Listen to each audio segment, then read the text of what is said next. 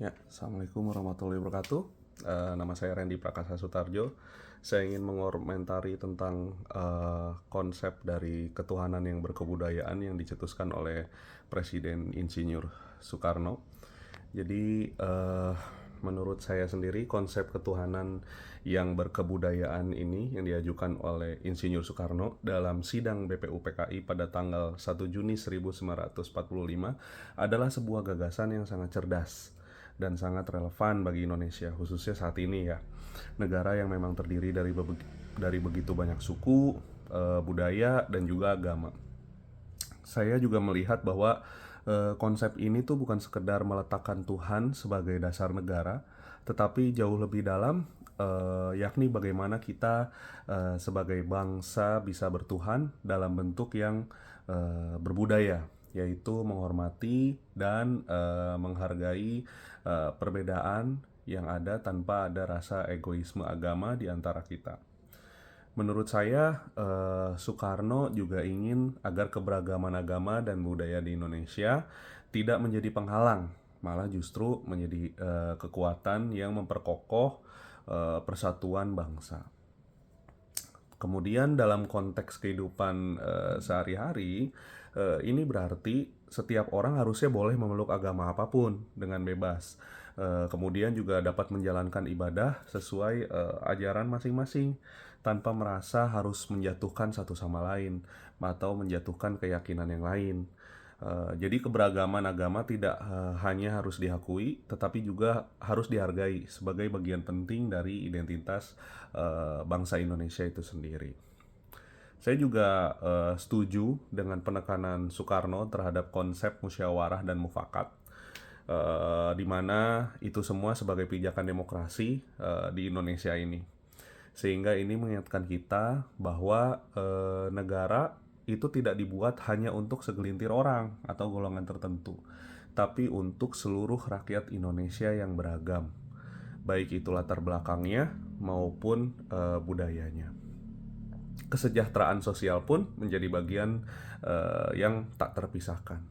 Jadi bukan hanya sekedar demokrasi formal, tetapi demokrasi yang bisa memberikan keadilan dan juga kesejahteraan bagi seluruh masyarakat di Indonesia. Prinsip ini, kalau menurut saya, ini sangat membantu kita dalam menjaga kerukunan antar umat beragama yang selama ini menjadi tantangan besar dalam masyarakat majemuk seperti di Indonesia.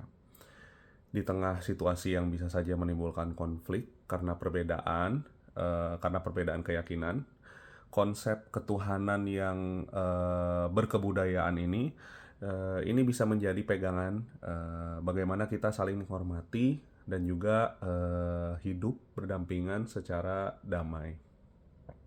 Kemudian ditambah lagi, kalau kita lihat dalam Undang-Undang Dasar 1945, prinsip ini juga secara konstitusional juga sudah difirmankan, yang memberikan kebebasan setiap warga negara untuk memilih dan menjalankan agamanya masing-masing sesuai dengan keyakinannya masing-masing. Sekaligus juga memberikan jaminan perlindungan dari negara. Ini sangat penting karena bukan hanya sebatas retorika, tapi juga kewajiban negara untuk menjamin kebebasan beragama dan juga untuk menjaga toleransi di masyarakat. Secara keseluruhan, saya melihat konsep ini sangat pas dan bijak untuk menjadi pondasi bangsa Indonesia. Konsep ini juga mencerminkan kebijaksanaan dan juga kedewasaan dalam menyikapi realitas sosial dan budaya yang kompleks.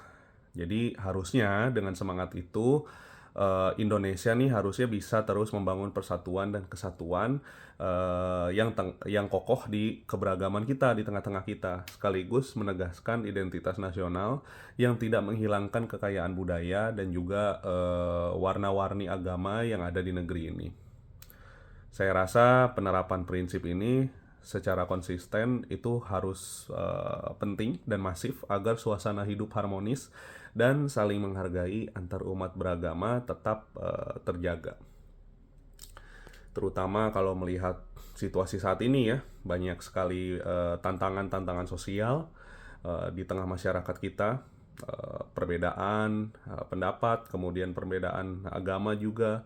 Nah, prinsip yang diajukan Soekarno ini menurut saya sangat relevan untuk kita untuk dijadikan dasar sikap dan tindakan dalam kehidupan berbangsa dan bernegara di Indonesia ini sampai kapanpun.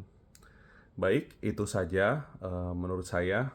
Kurang lebihnya mohon maaf. Terima kasih. Wassalamualaikum warahmatullahi wabarakatuh.